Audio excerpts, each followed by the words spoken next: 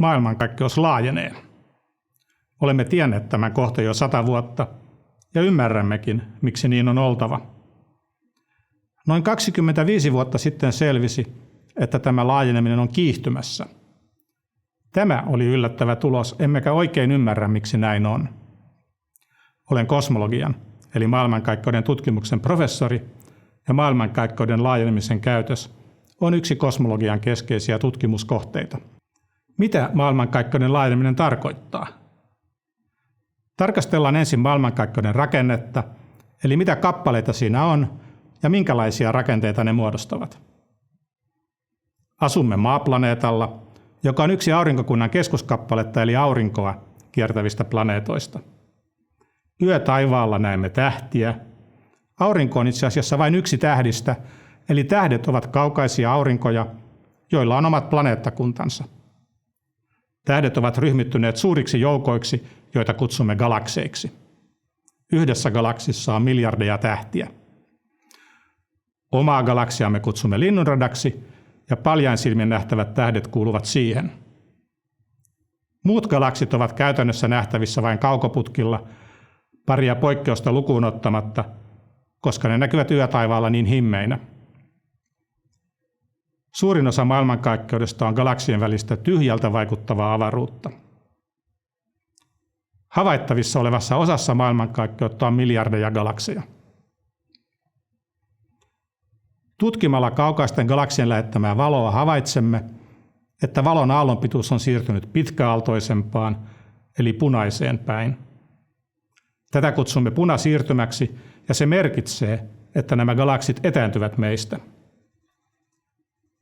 Einsteinin yleisen suhteellisuusteorian avulla voimme päätellä, että kyse ei ole galaksien varsinaisesta liikkeestä, vaan siitä, että avaruus galaksien välillä laajenee.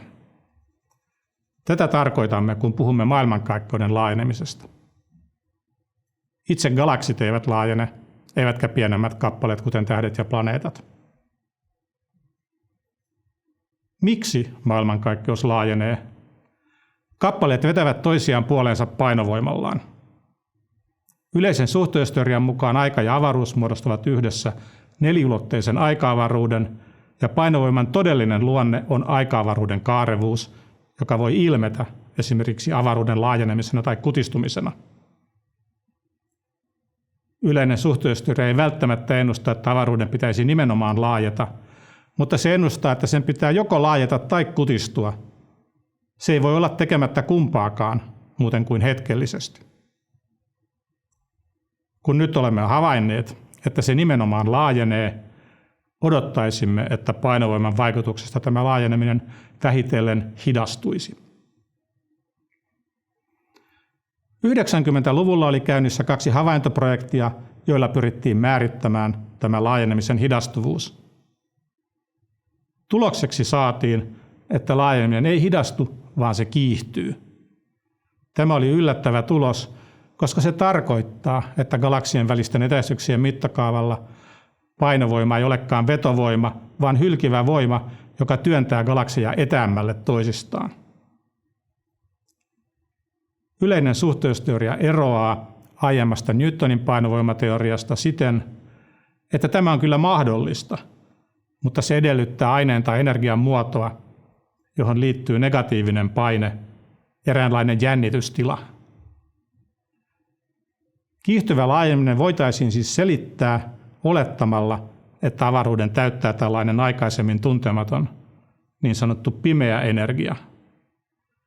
Sitä kutsutaan pimeäksi, koska emme näe sitä. Pimeä energia olisi avaruuteen tasaisesti jakautunutta niin, että se dominoisi vain galaksien välisessä, muuten lähes tyhjässä avaruudessa, ja sitä olisi vaikeaa muuten havaita. Toinen vaihtoehto olisi muokata itse painovoimateoriaa niin, että se olisi hylkivä suurilla etäisyyksillä muutenkin.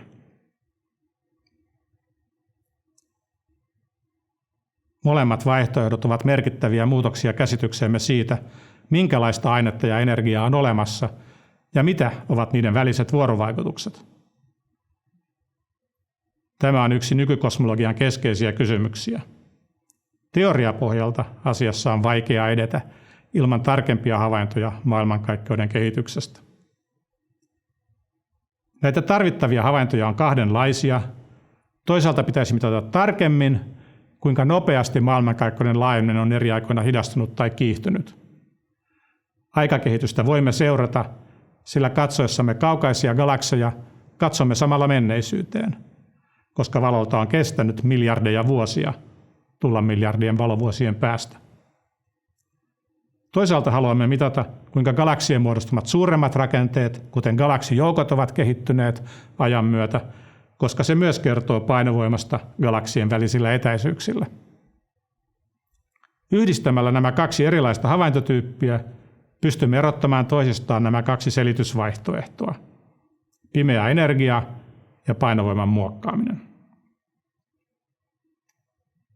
Näitä havaintoja varten Euroopan avaruusjärjestö lähettää ensi vuonna avaruuteen Euclid-nimisen avaruuskaukoputken.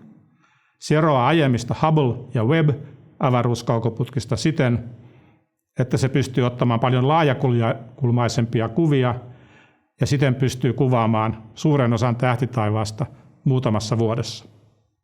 Projektiin osallistuu toistakymmentä Euroopan maata ja lisäksi Yhdysvallat, Kanada ja Japani.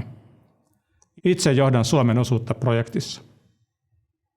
Tarkoitus on kuvata yli 1/3 taivaasta seuraavan 6 vuoden aikana, havaiten miljardeja galakseja.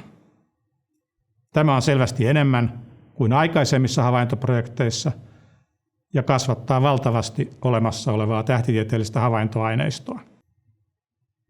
Havaintojen analyysiin menee oma aikansa, mutta noin 10 vuoden kuluttua tiedämme paljon enemmän maailmankaikkeuden laajenemishistoriasta ja painovoiman käyttäytymisestä hyvin suurilla etäisyyksillä.